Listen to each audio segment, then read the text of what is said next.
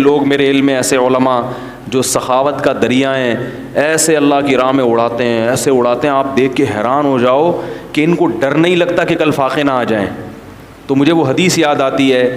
انفق یا بلال ولا تخش من ذی العرش اقلال۔ نبی نے حضرت بلال سے کہا ہے بلال اللہ کی راہ میں خرچ کر اور عرش والے سے فقر کا خوف مت کر،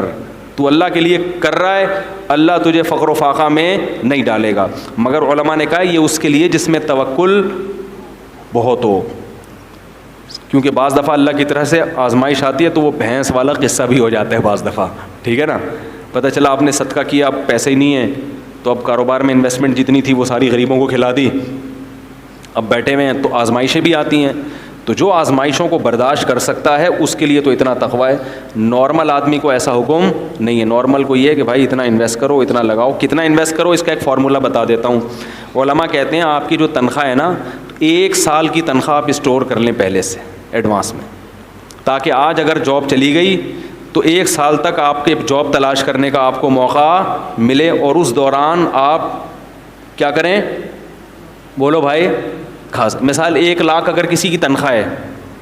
تو 12 لاکھ وہ جمع کر کے اسلامی بینک میں یا کہیں بھی کوئی پلاٹ لے کے ڈال دے۔ سمجھ میں آ رہی ہے بات؟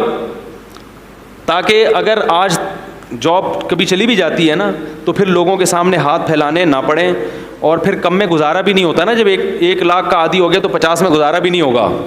عادت خراب ہو جاتی ہے نا، اپنی نہیں ہو تو بیگم بچے ماریں گے پکڑ کے، بولیں گے وہ برگر کھلا رہا تھا ابھی پاپے پہ لے آیا ہمیں، وہ نہیں کھائیں گے پھر۔ تو 1 سال کا کیا کر لو، اسٹور، یعنی پہلے سے محفوظ کر لو۔ اتنا توکل،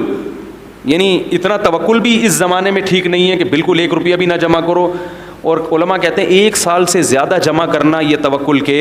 خلاف ہے۔ اس کا مطلب سارا اپنا ہی پہ نظر ہے، اللہ پہ نظر بالکل بھی نہیں ہے۔ تو اعتدال کا راستہ یہی ہے، 1 سال کی تنخواہ، اور یہ پھر جتنی آ رہی ہے نا اسے بچاؤ نہیں، پھر کھاؤ بھی اور کھلاؤ بھی، صدقات و خیرات بھی کرو، خود بھی کھاؤ، دیسی گھی میں پراٹھے بنا کے کھاؤ، دیسی گھی میں کھانا بنا کے کھاؤ۔ یہ نہ بولا کرو پیسے ہی نہیں ہیں، بیان کرنا آسان ہے دیسی گھی پر، اور دیسی گھی کے مشورے دینا آسان ہے، جب خرید کے لاؤ تو پتہ چلتا ہے۔ میں جن لوگوں کو مشورے دیتا ہوں نا دیسی گھی کے، ان کے 1-1 کروڑ کے پلاٹ ہیں بیریا ٹاؤن میں، نہیں آ رہی بات سمجھ، اور میرا ایک بالش کا بھی پلاٹ نہیں۔